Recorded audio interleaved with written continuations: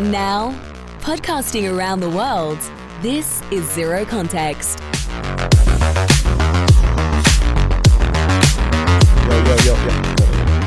Yeah. What's GILLY? Sorry. It's this. Oh wait, are yours completely off? Yeah. Oh, sorry. There you Is go. that- I is can that hear. All right. Sorry, I thought you were either like 2 or 1. Actually, I might have me down a little bit. Okay. Sorry, bro. Sorry, you're a number 2. Sorry. Yo. Yeah. Can I get mic check for you? Yep. Check. How do I sound? Check. Terrible. Check. Yeah. Test. Okay. Cool. Alrighty. Okay, let's 1, go. 2. Sweet. Check. Yep. Cool. Let's go. We'll just roll into it. Fuck it. So, welcome back to Zero Context episode. It's either going to be episode 12 or 13. I don't know. I have no idea.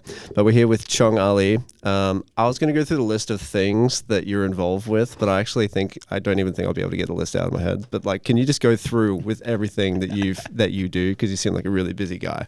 I'll do my best. Okay. So I'm a rapper and producer. I produce events. I design and manufacture streetwear called Ozo. I'm a dad. I'm a family man, you know. What else do I do? GILLY, what else do I do? Oh, jeez, man. That's pretty much it, man. Like, Okay. that's pretty much the line. That's pretty much what I'm involved just in a at the moment. decent guy all around. Yeah. Right? Yeah. Decent guy. Decent guy. Decent taxpayer, just in case the Make sure to wink at the listening. camera, okay? Yeah. Yes, taxpayer. Yeah. I did my tax recently, and I was just like, I'm still learning like the business side and the account side of things. And like, dude, like they presented the fee, and I'm like, oh fuck, I got to get my head wrapped around this a lot more because I'm like, it's something I gotta. It's a language, hey. It really is a language Yeah. that you got to speak. And if you don't speak it, if you only do it once a year and you try to speak that language, it's like, God. It's like, That's the mistake I've been making. Yeah, I've been given the advice to do it a couple times through. I don't know how people do it, like once a month or every quarter or something like that. I have no idea, bro. Yeah, look, I'm not the best businessman. I create shit, man. Like, I make shit. I make shit cool. Like, tax ain't cool, man. No. So how long you been doing we'll start off with like the business side of things. Like how long have you been doing the business? So the side? business of Ozo, which is Yeah. like the streetwear and apparel company that we started. So it was my little brother's idea, and that was in 2019, September 2019. And he hits me up on WhatsApp and he goes, bro, I've got an idea. I want to do shirts. I'm like, all right, bet. Let's do it. How easy That was the that? language back then, Sweet. right? I was like, cool. Let's just do it, you know? Yeah. And so we had, you know, he hit up my nephew, Dave. And then we had another guy, Tin, on board as well. And then we just like, all right, well, who knows how to do this? Yeah. And we just looked at it just like, all right, I guess we just have to figure it out, man. Like, how hard could it be? Yeah. So, so we, you know, made a few phone calls and sort of dipped into our networks and just found somebody that could make shirts, manufacture shirts. And we got lucky and connected with a supplier, which was one of my nephew's friends. Wow. Yeah. And he's really good. Like, Okay. he's a great supplier, you know, fantastic. How does that process work? Because Yeah. GILLY and I would eventually like to get into the clothing side of Definitely. things, but like you, when you first started, you really didn't know where to go. Because I mean, we've Yeah. been looking at Australian distributors, Yeah. and I mean, you know, like having Australian distributors, they charge a little bit more, right? And it's just hard to navigate that area. Yeah, because the big thing for me is quality. Is like, obviously I want to have a really cool, nice looking product, but like I bought so many clothes in the past where like I'll buy it from shops online where you can't try it before you buy, and I've been so disappointed with the quality. So I'm just like, going into it, that's something that I'm really, really strict on, or I will be very strict on once we get to that point. Was that something that was pretty important to you when you first started? Yeah. So our whole thing is the quality. Yeah. And that's why our supply is so valuable to us. Going back to your distributors, like there's a few different ways that you can do it. At the moment, our business plan is like it's 1-to-1. We're out in the community, boots on the ground, and we're just trying to build that brand reputation by being in our customers' faces. Because you know, we don't have, before that, nobody knew what we were doing. You know, and it was the pandemic. The pandemic just hit. Yeah, So we were like, oh, let's start business during the pandemic. Yeah. Like, bruh. The COVID had other plans, you know? So we were like, we had to think on the fly. We're like, okay, well, there's no way that we could like do a pop-up. There's no way we could actually get this out today. So how do we do this? And we literally did a photo shoot in like the side of my little brother's house. That was our photo shoot. We just stood at the side, side of the house. I'm like, we need to move these shirts. We've got these shirts now. Pandemic hits. We've got boxes of merch. What are we going to do? We're going to move it. Find a way. Take some photos. And then we was on Instagram. Hey, you want this? And people were like, fuck yeah. I was like, all right, cool. So we made it a whole campaign. We're like, all right, well, let's deliver them.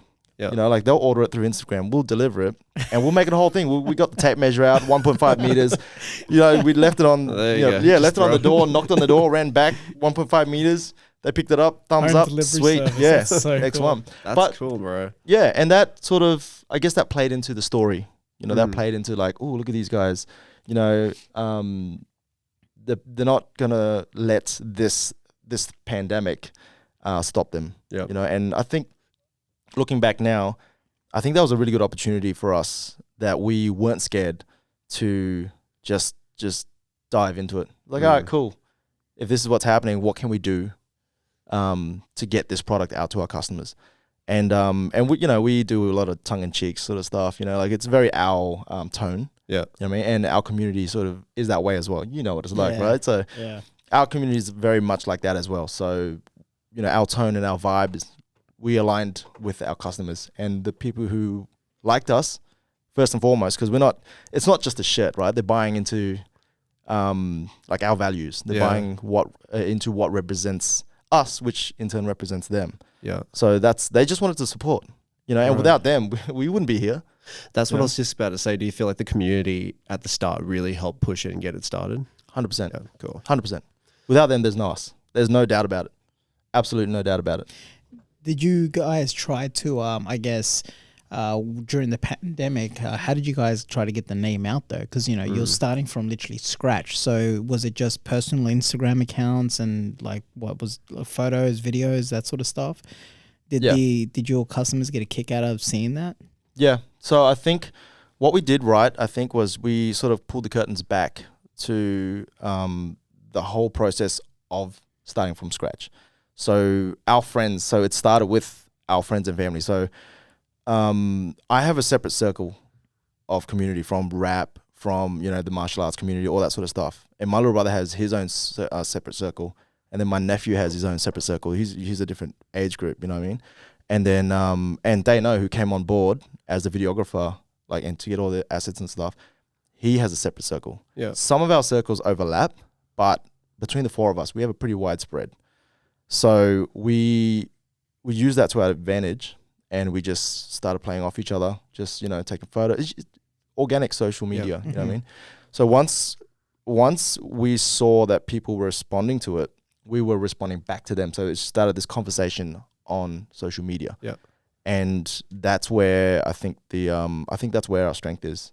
Just actual real connection with our community. You know what I mean?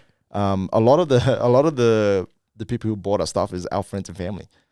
We just made these conversations public. Yeah. You know what I mean? And then it trained other people of how to speak to us. It trained other people like, oh, they're fun. They're cool.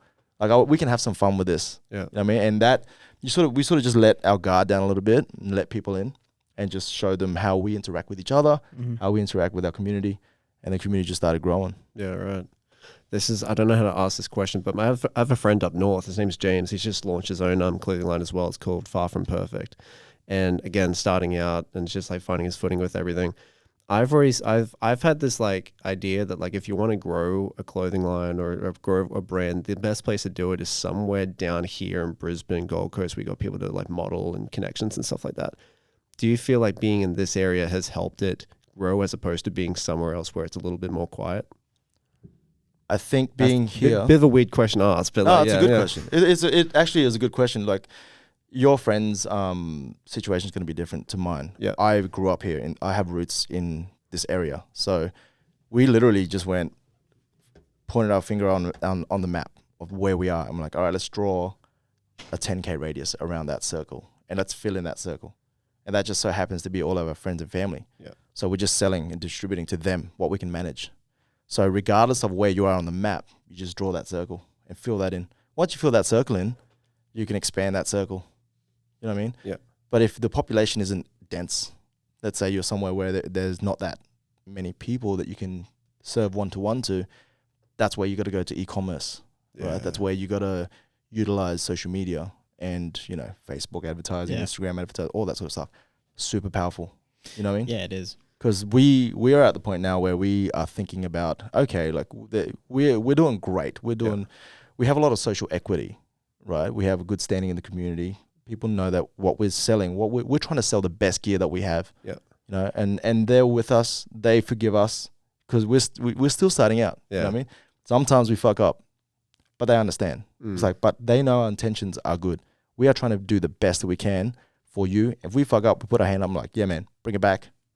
Let's make this right? Mm-hmm.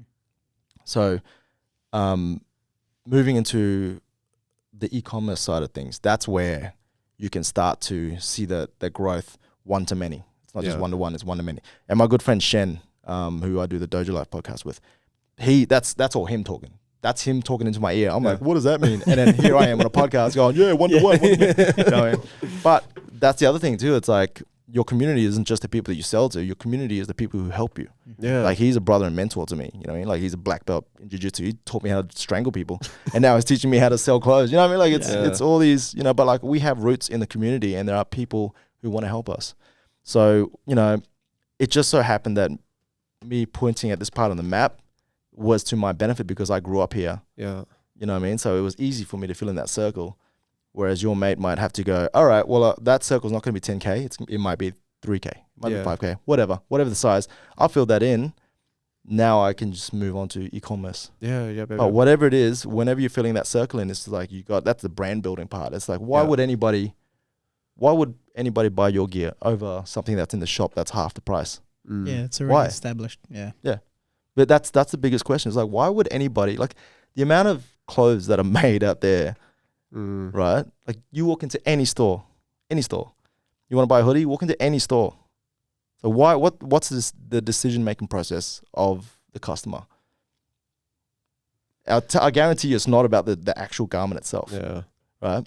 So I wear a lot of Gymshark. So like it's like Apple and iPhones and everything. Everyone has it because it's got what's the word? It's there's a well, I mean, I guess it's not. I don't want to say status, but it's no, it is. It is a status thing, right? Yeah. Because I mean, look, I'm technically wearing a Hugo Boss, and the reason why is it's so fly, by the way. Thank you, brother. But like the thing is that people tend to gravitate to brands that could give them A, yes, status, or B, that they trust the brand. That they're going to get, it's great quality, great pricing, all that sort of stuff. So I can understand that. Yeah, and I wear Gymshark as well, mainly because the guy who made it, Ben, he made Gymshark when he was like 20 or 21. And in my mind, it's like seeing someone at that age create something that's so big now. Like that, I find like I see motivation and stuff like that. Yeah, so like, I agree. Yeah, so that's why I buy a certain piece of clothing. Yeah, so. I think for me as well, it's like you got to find brands that align with your values. You know what I mean? Like Gymshark, it's like you find it motivational, inspirational. It's like you aspire to be something bigger than what you are now, right? And then you see this guy come along with a brand that he's done that. I'm like, yeah, man, I'm signaling to other people like that's what I want to be. I want something better for me. I want to be better. You know what I mean? Like you're signaling by symbols that you wear. So Gilly's a flash guy, man. Like I saw the car he pulled up in. He's like Hugo Boss, like Lakers. He's balling out of control over here, bro. I know what it is. I know what time it is, man. Not it. No. Like, I mean, the brands that I tend to enjoy or purchase is a little bit more streetwear, in terms of like if, like for instance, I'll throw out like Joker brand, Mr. Cartoon. I love him because of the fact that one, he's a creative, he's a tattoo artist, just an artist in general, and it comes back to my roots because it's an Hispanic, gentleman who literally came from nothing, rose from nothing, and self-made. That's my inspiration. I want to be self-made. So that sort of stuff is what I prefer to wear. But I agree with you, in terms of, wearing symbols that represents you, because at the end of the day, when somebody looks at you, let's face it, people do judge by first impressions. So, I'd rather be judged by who I really am than, what, like something like this. I'd rather be wearing. That's a good point, yeah. So, yeah. I think like also, it's kind of like you know, there's an element of tribalism there, right? It's like you throw on, you know, whatever gear, whatever piece of gear, you see somebody out there wearing Gymshark, you can immediately just go, oh, that person probably has very similar interests to me. Correct. Yeah. You know what I mean? So if you're stuck in a room and somebody's wearing, I don't know, some, you know, whatever brand that you have no idea about, and somebody's wearing a Gymshark shirt, and then somebody put a gun to your head and went, you got to talk to one of these people. You'd probably go and talk to the Gymshark person, right? So actually, you've hit the nail on the head in terms of tribalism, because like I mean, look, you and I are about roughly the same age. Sam's a bit younger than us. I remember back in our day, literally, you know, it was either you're a homie or you're a Bevan, or, you know, you're just somebody that, you know.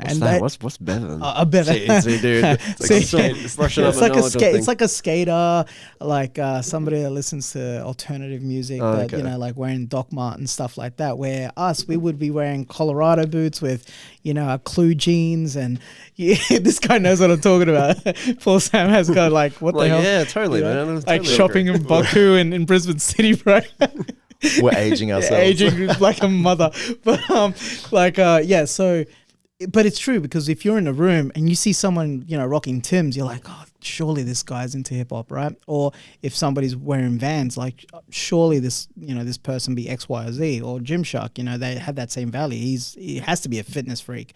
So yeah, I think that clothing has a very powerful, it's a very powerful tool, right? And it does define a person in a sense. So if you've got that clothing brand that, you know, you're reaching out to the community, man, I think that's a great thing, because, you know, I think there are a lot of communities out there that don't have a voice.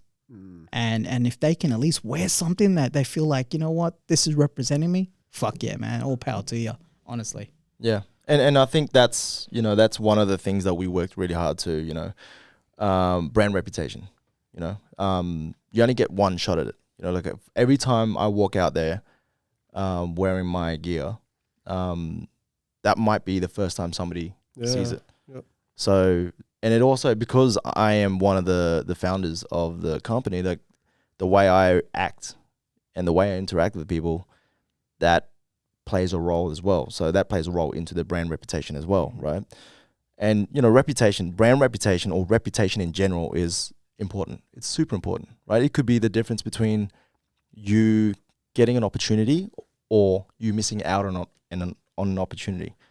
And, you know, you got to work super hard to establish a good reputation, and super hard to maintain that reputation, but not at the expense of your character, right? It's like your character creates your reputation and not the other way around. Yeah. So you got to start off being a good person, right? Yeah. And just by default, you being a good person and having the right intentions, acting in good faith, that will become your reputation, not the other way around. People get it twisted, man. Like the marketing game, you know, when you're doing all the clothing stuff, man, people get it twisted. It's like, we got to build a good reputation regardless of how we do it. Yeah. It's like, I don't know.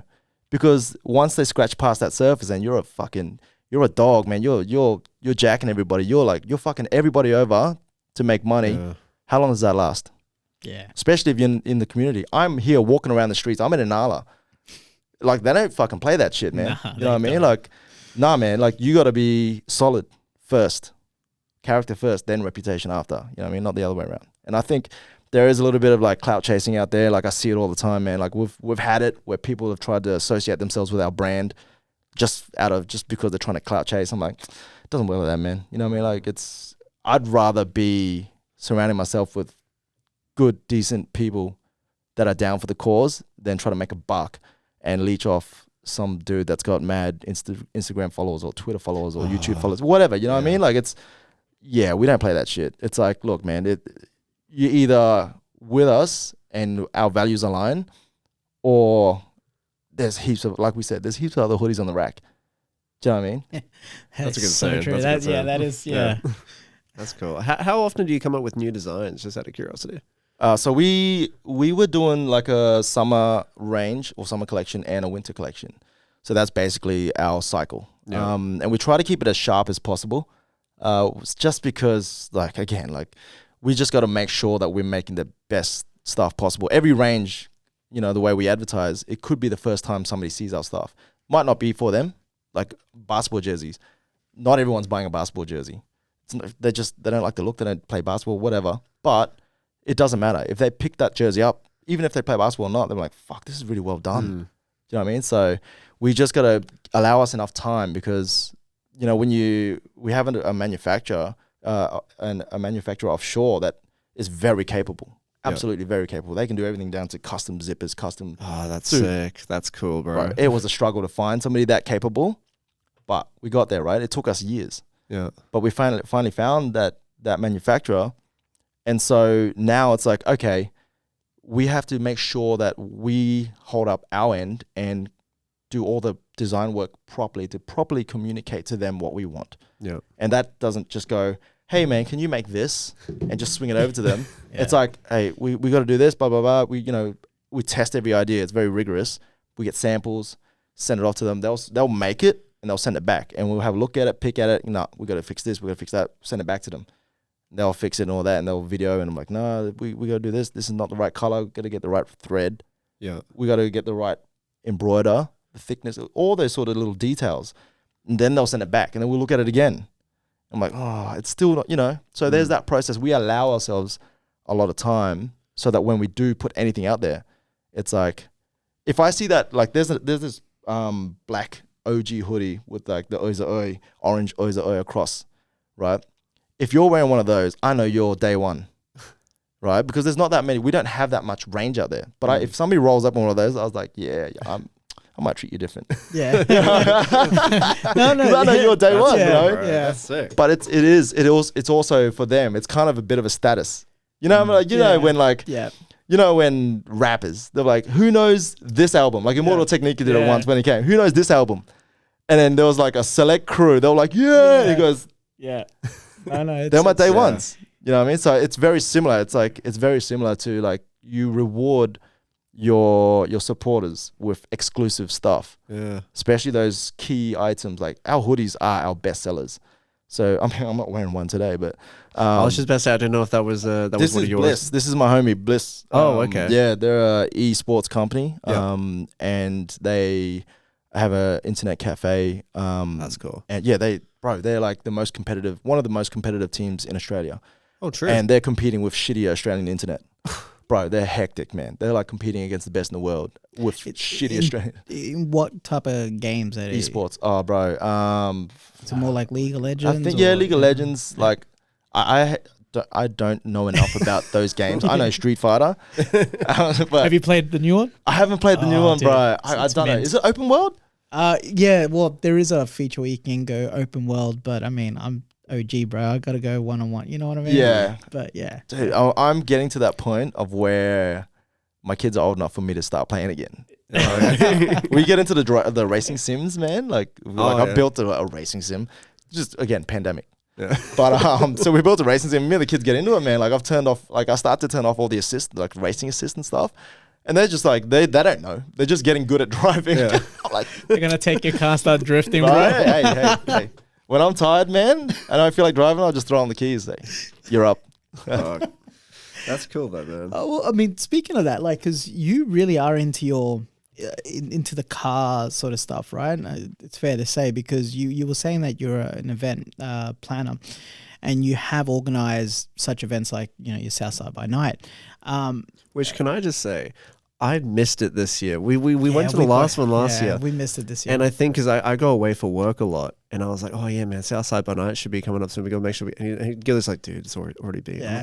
I had to work at Supernova, the Gold Coast this year, when you had the second one. I was like, I was kicking myself. I wanted to be too. there. The first one was so good. It was a really good event. The second one looked like insane because you had more stuff available. So just so the listeners can know, like, what exactly is Southside by Night, and how did it really like I guess come about? I mean, because it felt like it's such a organic thing that you created. Yeah. So Southside by Night is part of the Brisasia Festival, which is a festival that's put on by the Brisbane City Council every year.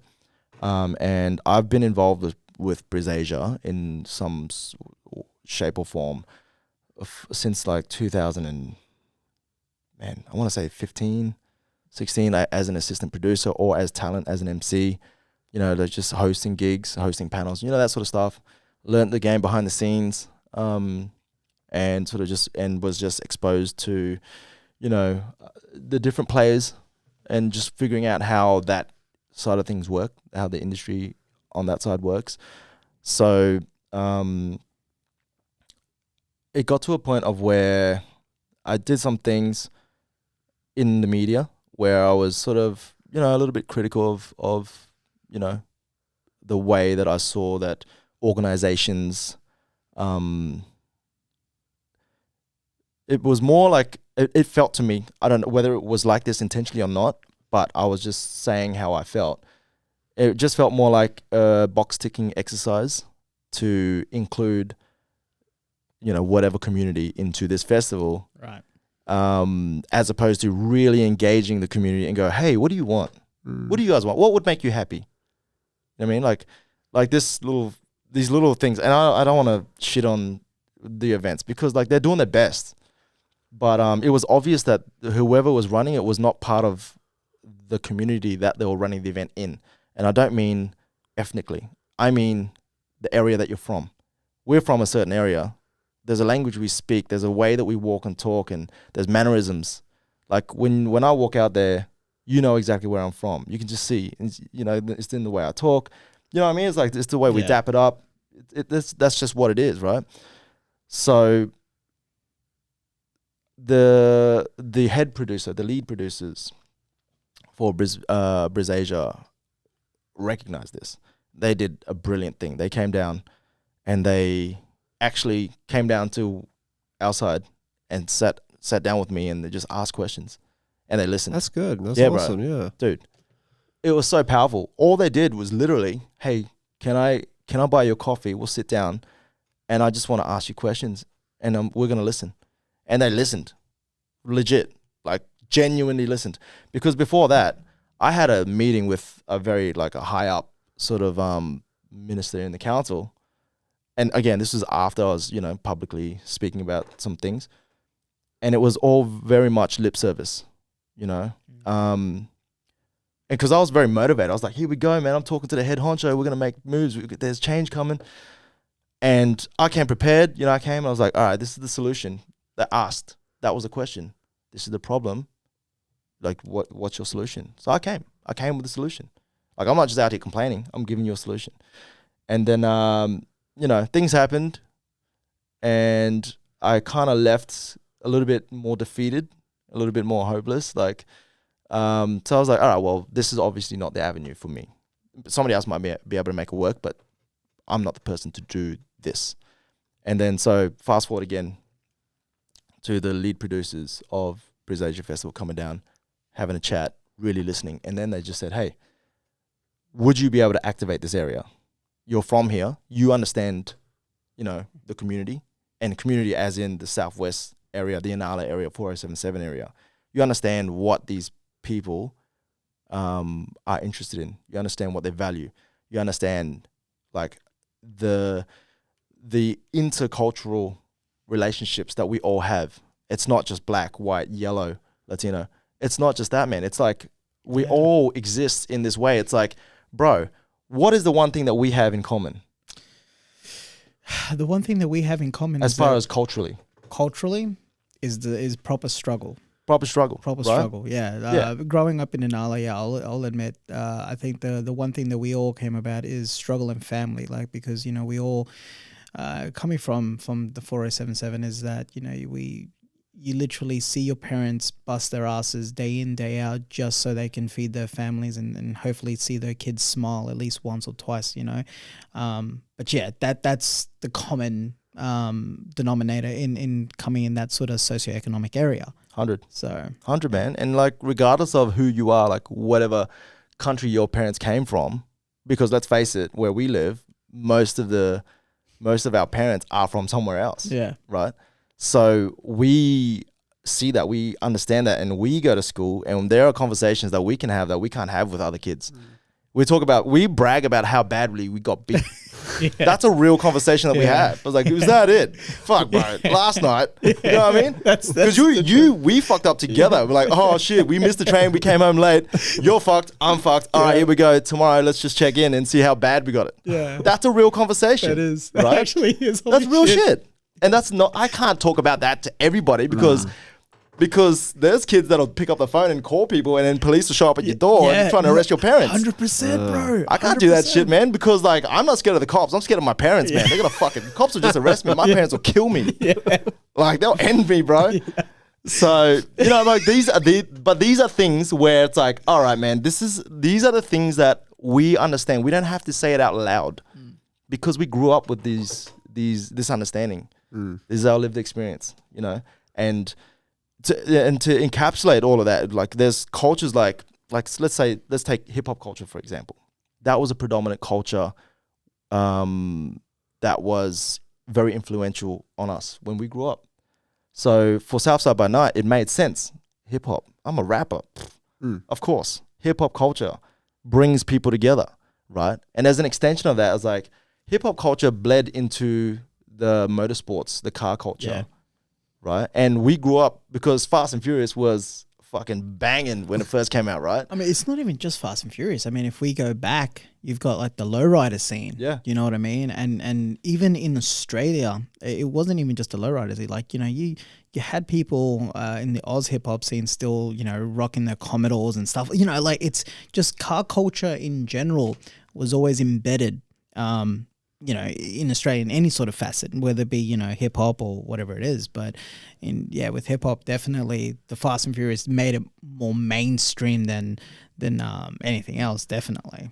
Absolutely. Yeah. And that is, again, just tapping into another community. So we've tapped into the hip hop community and we've tapped into the car community. None of those communities give a fuck about what color you are. It's like, how much do you love rap?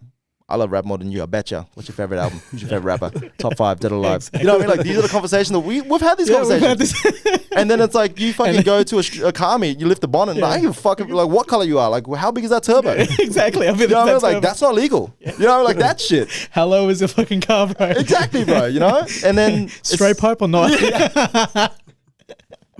So it's those things. It's like, it's tapping into these cultures that exist in the 407 or in and around the 4077 area, right? And then it's, you know, street food. It's like, bro, come on, man. Yeah. If you want the best street food, go to where the colored people are, man. Let's not fuck about. Don't even fucking tell me none of that shit, man. What's the best Australian food that you've ever had? Go. Australian food? Yeah, Australian food. Oh, what do we classify as Australian food? Exactly. Now tell me what Vietnamese food looks like. Oh, dude. Oh. Yeah, everybody at home listening is like, okay, yeah, so, I mean, like, yeah, exactly. You got pho. You know, you got your bun mins. Oh, what's those little pork? They look like spring rolls, but they're wrapped in like a green leaf. Oh, I know that one. Oh, lalap. Yeah, lalap. Dude, bro. they're the best. Yeah, hell yeah. Oh, bro. I love them. Yeah, but yeah, man, like. But like, it's obviously there is like phenomenal Australian food, but it's just. It's when you're down around this area, it's like, you know what time it is, man. It's like, you want the best like food, go to where people that just came off the boat, because they got recipes and they got ideas, but Australia has phenomenal produce, and you put those two together, it's like, get the fuck out of town, man. Come on. So, you know, Southside by Night is celebrating street food. It's celebrating hip hop culture. It's celebrating car culture. And like, at no point in time did I mention anything about race, religion, where the fuck your parents came from. I don't give a fuck about that, man. It's like, I grew up with you guys. I've already had those conversations. I've asked those questions when I was 7 years old. Yeah. Why do you pray so much? I asked that question already. You know what I mean? Like, why does your house smell weird? Because they're cooking this and that. What is that? But when I was 5, when I was 6, when I was 7, when I was 10, those questions were like, yeah, of course. Because I'm at the house. Yeah. I'm in that house, and the parent is educating me on what the fuck that is. You know what I mean? And there's a difference, because then you grow up with it and then you understand, and it's like, oh, okay, cool. It's just normal. But that's the thing. I think that, you know, I think people should be okay with questions being asked, right? Instead of being like these days so easily damn offended. You know, we're so PC. And I think that's a little bit of a hindrance. We're because if we really want communities to really blend and be one, I think, we should really have been asking questions. Why? Yeah, you're right. Why is your house so, why you got that particular smell, that real spicy smell? Well, what is that? That's great. As a kid, you don't need to worry about that because you're a kid, you don't have that inhibition of like, oh shit, maybe I shouldn't be saying that shit, But I think that, as adults, we need to tear that sort of inhibition down and it's okay to have that conversation without being worried about offending people. I mean, unless you're coming in like a complete dickhead and then going in it in a racial sort of way, like, to offend, then yeah, I think you deserve a hiding. But you're right. I think a conversation needs to be had. Yeah. So. And I think, so it comes back to character. Like it always like, am I acting in good faith? When I ask a question, you can tell if I'm genuinely seeking information. I'm not asking you to set you up for something so I can go, I got you, motherfucker. Yeah, you're fucking, like, I'm not trying to clown you, man. Like, I genuinely want to say, hey, man, is there any cultural significance with that tattoo on your arm? Like, forgive my ignorance. Like, I genuinely want to know because I care about you. I want to know more about you because I live next door to you. I'm going to see you again. I have no interest in being your enemy. Yeah. You know what I mean? That's where you got to come from. And you, as my neighbor, you would be like, yeah, this guy lives next door to me. He seems like a nice guy. He genuinely wants to know. I'm going to tell him. He goes, hey, man, you obviously, no, you've never asked anybody. You've never been exposed to anybody like me. I'm going to give you the answer. And it could be that simple, right? But in today's world, everybody wants to score points, man. It's like, you fucking ignorant motherfucker, blah, blah, blah, as if you wouldn't know. I was like, bro, of course I don't know. I've never had the opportunity to ask. I'm not going to go online and go, hold up a second. Just give me one moment. Dude, yeah. It's like, where the fuck is the human element in this?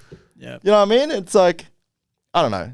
I think it has a lot to do with acting in good faith from both parties. One person can't carry the load. It takes two to tango. And if you want this area, wherever you live, your neighborhood, don't worry about what's happening over, don't try to change what's happening all the way over there. Start with where you live. Start with your neighbors. Start with your street. Make sure you're cool with your neighbors, man. Because if you're not cool with your neighbors, you ain't changing fucking Ukraine. Yeah. You ain't changing shit. Yeah. You know what I mean? You ain't changing fucking Vietnam, right? It's like, what about your neighbors, man? You see them every day. Are you cool with them? Yeah. Have you had those conversations? I won't say who it is, but I know two people who are literally in the process of selling their house because they cannot stand their neighbors. And it's like, fuck, like, what do you do in these situations? Because like the neighbors aren't, we'll just say, the best of people. Yeah. And it's like, what the fuck do you do in that situation? Yeah, well, sometimes you got to sell the house. Bail. Sometimes you got to get the fuck out of there. Because again, man, it's like the intentions of the people on the other side, right? It's like if they're not playing ball, and fuck, man, I would imagine that the people that they probably went down a list of, well, you start off in like, being a good person to them, and they were a good person back, and then things start to happen, and their characteristics change, and you're a dick. So yeah, they're at that point now. So. It gets like that though. It happens. Yeah, it just happens. In an ideal world, everybody would get along, right? But we're fucking dreaming. You got to be realistic, man. I say all this shit about like, are you cool with your neighbors and shit? Like, fuck, I don't have neighbors that I don't like. But I'm just like, all right, well, fuck, that's them. This is me. I guess we just don't get along. But like, I don't have to hate them. Like, they don't have to live in my head rent free, right? And I don't have to go and provoke them and try to win points. Like, I don't have to win today. Like, it's like, fuck, well, you just do you then. I don't have to look at you. You don't have to look at me. That's it. You know what I mean?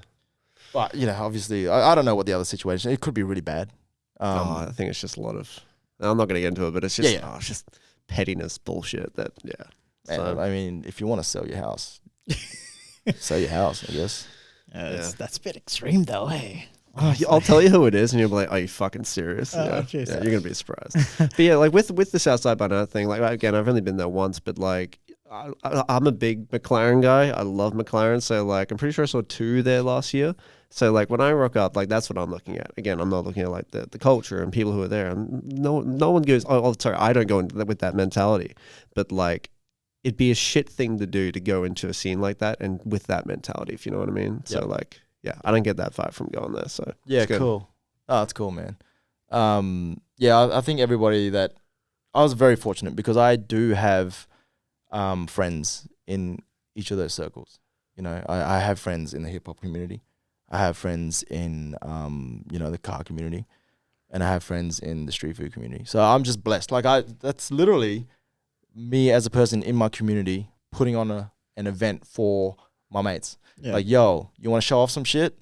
Bring it here. You want to get on stage and show off? Do that shit. You want to show off how good your food is? Do that shit. Yeah. And they're all from the South Side.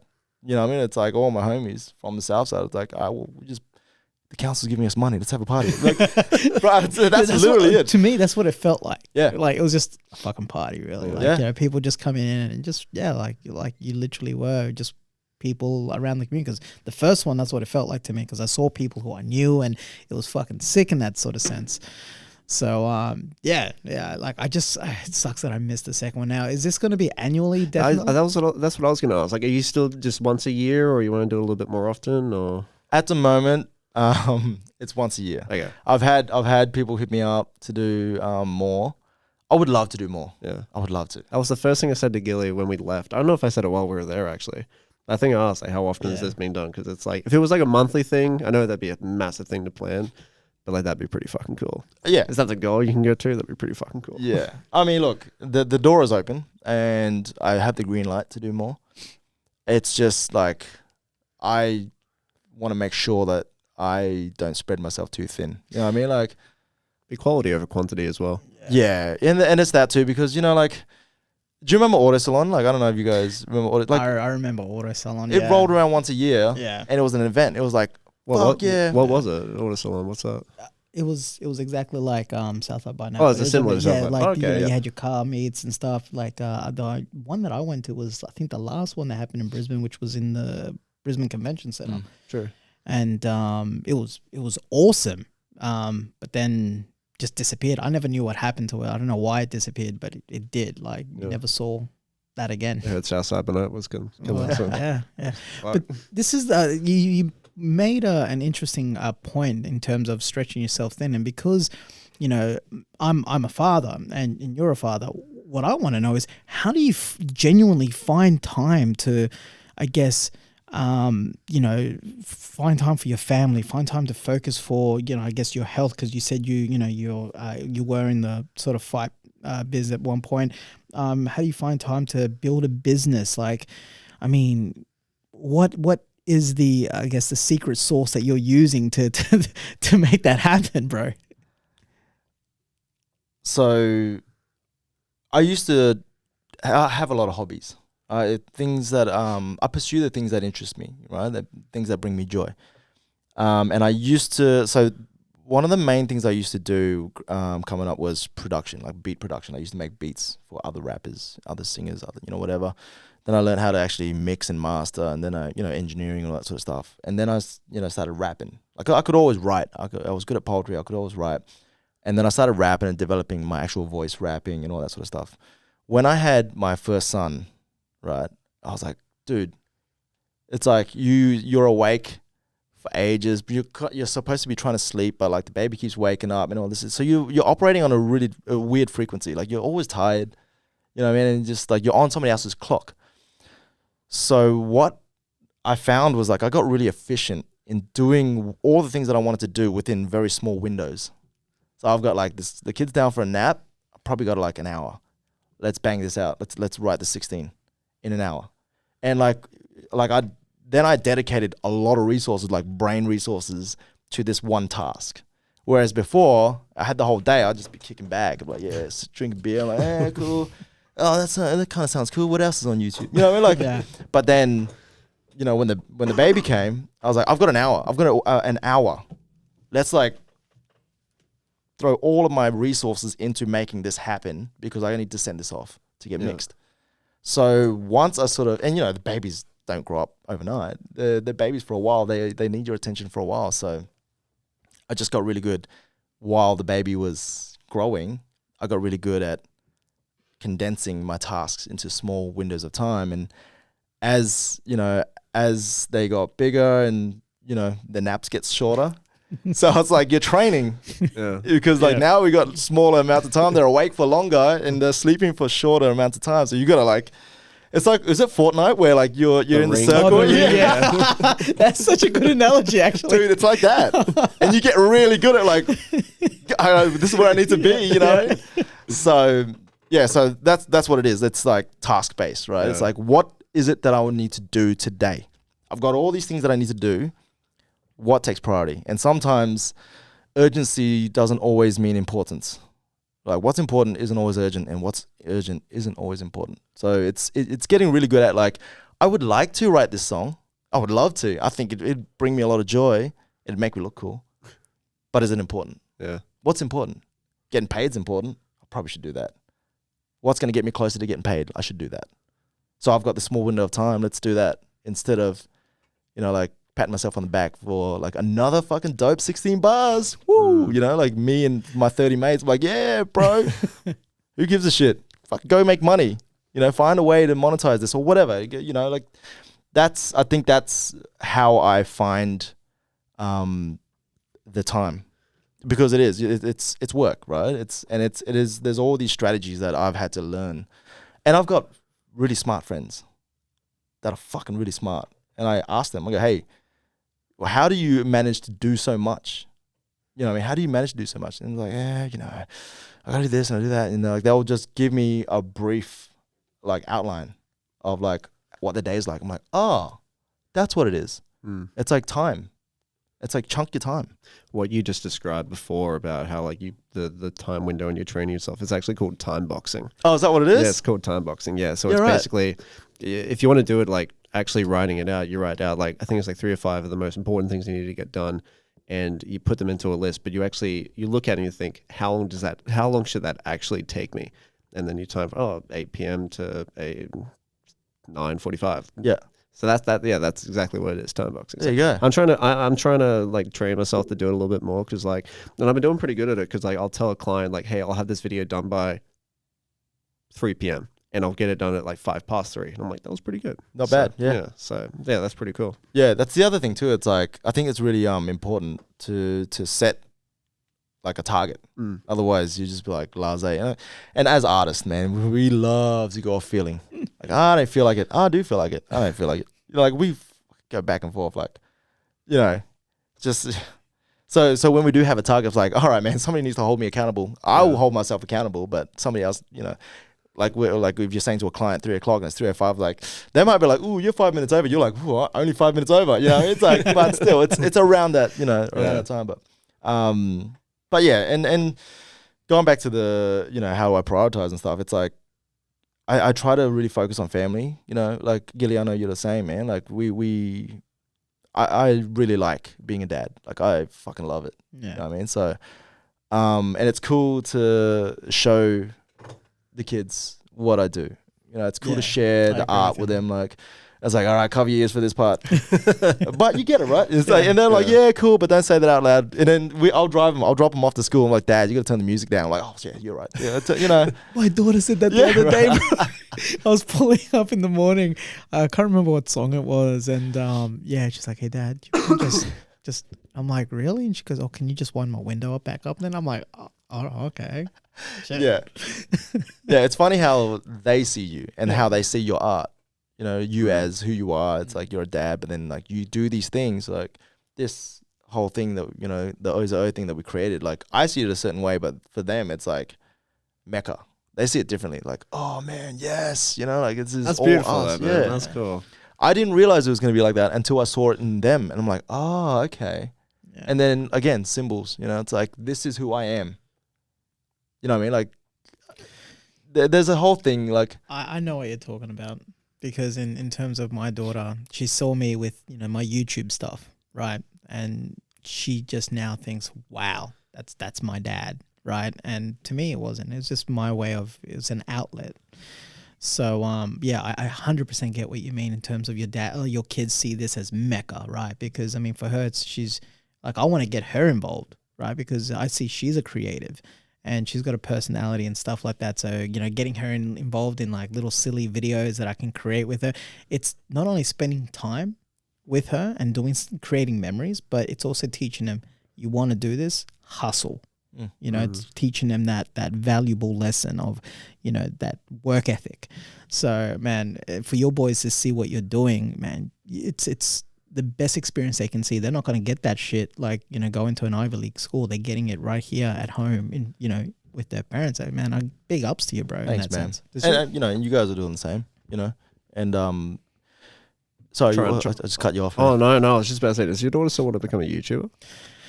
Yeah, she said she does, but I mean, look, she's only 9. I'm trying to like if I feel like If that's what she wants to do, bro. Well, no, like I told her the truth that YouTube is hard. It's a hard thing to crack, especially I feel like in Australia where it's not a culture where compared to America where it's, you know, it's thriving. I feel like with her, because she's, you know, she loves to create and she loves to she's animated. I think more acting side would probably be better for her. So, and I'm kind of like getting her comfortable being in front of a camera. Well, at the end of the day, whatever she wants to do, you know, I'm going to support. But that's the avenue I'm trying to push her in. Yeah. Sorry, what were you going to say? Sorry. Oh no, probably nothing important. but I think it's important for you, Gilly, for, you know, when you're doing these when you're creating, you know, like you're presenting in front of a camera and all this sort of stuff. One of the biggest fears that people have is public speaking. Yeah. Right. People freak out. Like they're like, I'd rather like fight John Jones for 5 rounds than get up and like present something. Right. So what you're doing is like you're training her, you're showing her how easy it is, how easy it can be to present something, stand up in front of people and speak. That's a skill. To be able to communicate confidently and clearly in front of people, that's a skill, man. And if you can show her, like, you're not doing it deliberately, but just through osmosis of her watching you do it, it just creates a standard where it's like, oh, dad does that all the time. I can do that. It's the normal thing that we do. Exactly. You know what I mean? It creates excellence because you've set the bar, and kids are like incredibly adaptive. Yes. Like you set a standard, they'll meet that standard. Yeah. They 100% will. You know what I mean? You know, Evan jumped on stage, my youngest one, jumped on stage at Southside by Night 2 behind the decks with DJ Kuya James. Just didn't blink an eyelid. It was like, I'm supposed to do this. My dad's on stage. He was on stage with me doing machine gun noises. Like, so cool. Dude. Yeah. And it's like, it's just normal. It was normal for him. Cool. He's just like, I belong here. Yeah. That's cool, bro. So if he was to present something on stage, he'd be like, oh, of course. That's easy. Like, it's not even a thing for him to be like, oh no, I don't want to be in front of these people. Like, I know how to do that. Yeah, I've seen that been done. That's been done a million times. I know how to do that. Yeah, you know what I mean? It's like the difference between like, remember the first time you got behind the wheel? Yeah, it's like, how freaked out were you? Yeah, like, what do? I don't know. I don't know what these things do. Like, when's it my turn? What do I have to do? Right? But then you do it. You just do it and do it and do it. I'm like, oh yeah, you don't even think about driving now. You're just like, I have to get to A to B. You don't even think about mirror checks, seat belts. You know, you don't think about it. It's like, I need to get to Woolies. And then it's just like, boom, you're at Woolies. You didn't even think about what you were doing, right? It's like that. Like when kids see it, you're giving them a head start. You're giving them like a visual representation of how to do that task. Yeah. Over and over and over again. And they just go, oh yeah, that's normal. I've seen my dad do that. I can do that. I can do that easily. The thing is, when it comes to all of this, like with your brand, are you guys just wanting to just stay with, because you're talking about community, you know, you're talking about building stuff. Are you guys wanting to branch out, or like, because we see that you've got a beautiful space in the back there. So is there any plans for the space that you've got in the back here? Like, are you wanting to, you know, introduce people or have people come in and feel welcome to show their art or whatever it may be? Yeah, so this space was created basically to allow creatives to create everything you need, basically, like podcasting, music, photo, video shoots. You know, if you need to have a meeting, you know, you look important, you know, like, you know, everything is there for you. It makes us mobile. If we want to create something, we can literally come into this place and create it. And, you know, there's no roadblocks, because, you know, as a creative, if you have an idea, when you first come up with the idea, that's when you're most enthusiastic. That's when you're most excited. That's when you're going to you feel like you want to dedicate as many like resources as you can to execute this idea. So if you have all the tools at your fingertips, you know, it's like when a chef cooks and you're sitting next to the kitchen, they just like walk out the kitchen and put it right in front of you. It's like, God damn, this is good. As opposed to you being out all the way out in the balcony, and they got to walk through like a million tables to get it to you. And it's like, oh, okay, cool. Like, you know, it's less about the food. Yep. It's more about the company, right? Whereas if you're closer to the kitchen, it's like, I'm here for the food, right? I ain't talking to you. I'm eating. It's the same here. It's like, you come here, it's about the food. It's like, you come here, you have an idea, shut the fuck up. I need to work, right? But if you're all working together, it's like, all right, we need to like, again, time box it. Yeah. I'm learning, bro. We have a set time that we need to like execute this idea. So like what do we need? We need a podcast studio. All right, cool. What do you need? We need an editing suite. Cool. We need an infinity wall. Cool. We need a light box. Cool. It's all that shit, right? It's like now it's like, what do you want to do? All right, let's do it. Like there's no more, like we used to, you know, when we first started, we used to do photo shoots. That was the biggest struggle for us, was like photo shoots. We could, were there a lot of like urban shoots in the streets and like stuff like that, or? Yeah, there was some of those. Yep. There was some of those. But like the product shots with like models in front of the the paper backdrop and all that sort of stuff. That was, you know, we did it in the garage with you borrowed spaces and all that sort of stuff. But every time you do that, it's like you have to allow like an hour to set up and an hour to pack down, right? And it just becomes this thing. Whereas here, you just rock up, hit the switch, and you're good to go. All our gear lives here. You know what I mean? So it's like you have an idea, like we need to get this done. Who's available? Get in there, do it. Boom, done. And that's it. Go upstairs, edit it. Boom, it's up online. You know what I mean? And that just allows us to be mobile like that. You know, so we are fortunate to be in this position to have all these tools at our fingertips. But that's not to say that you need all these things.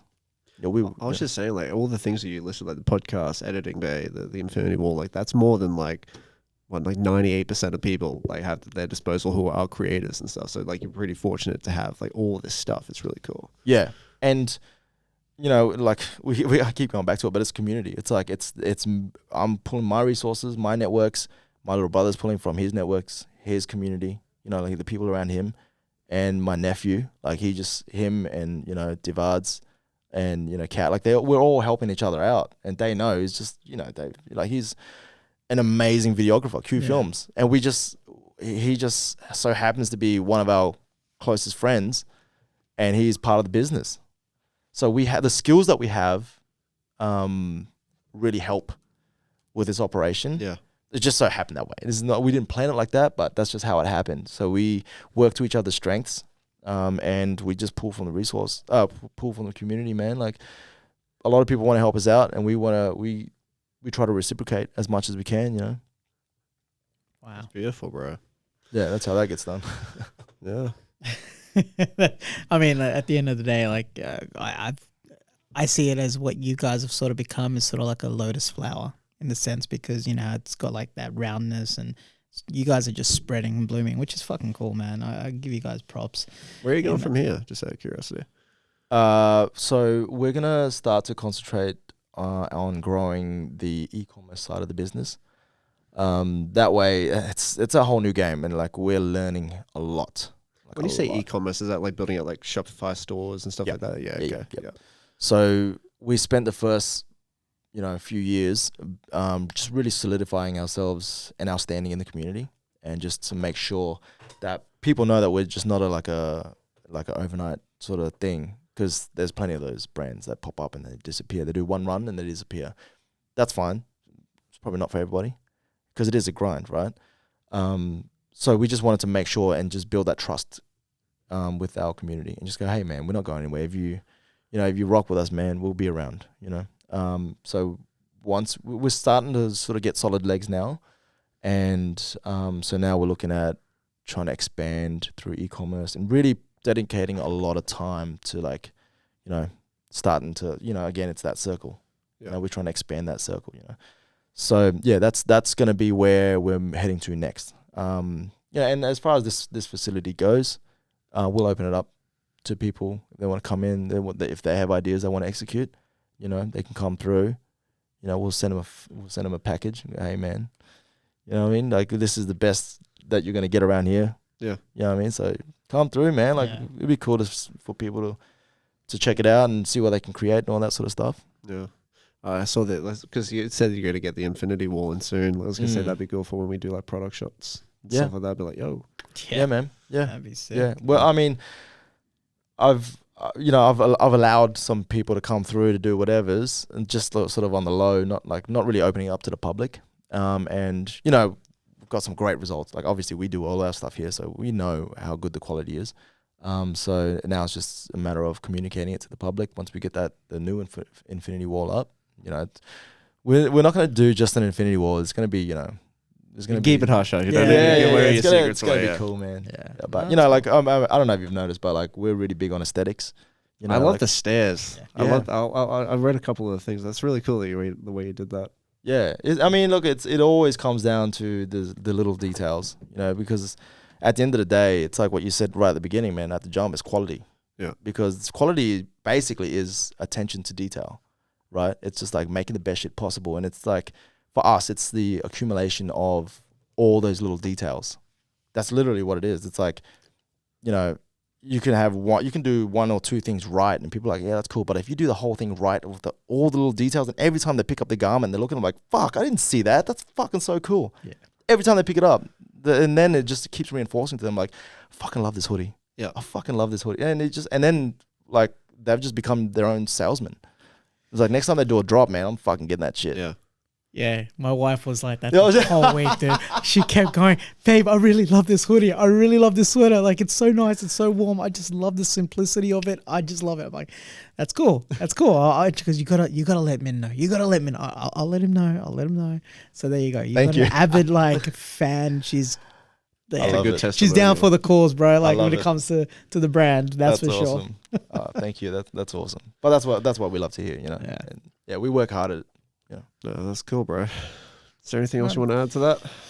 No, I think, I mean, look, once again, you know, like you and I are no strangers to obviously having chats and stuff. And like, every time I walk away from our chats, there's always something new that I learn about you. So, you know, this was fucking cool. This was just a really good vibe. Yeah, man. And I got to keep saying, man, like, keep doing what you're doing, you know, because I mean, I honestly feel, especially in the area that we come from, you know very damn well that, you know, it's people like you who, like, that will make the area flourish, right? And we need more people coming out of the west side of Brisbane, man, and south side.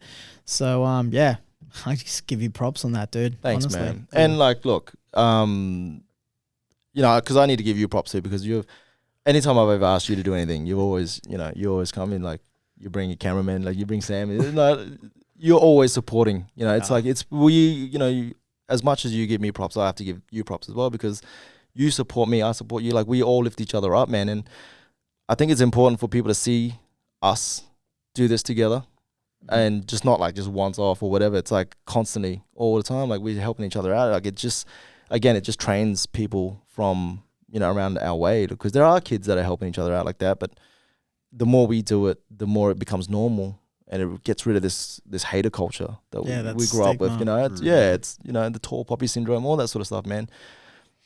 It's poison, man. You know, and the more that we can show that it is okay to take risks and to try to be better and to fuck with each other, help each other up, lift each other up, I think the more we do that publicly, I think it's only going to benefit, you know, our neighborhoods and the people in our community.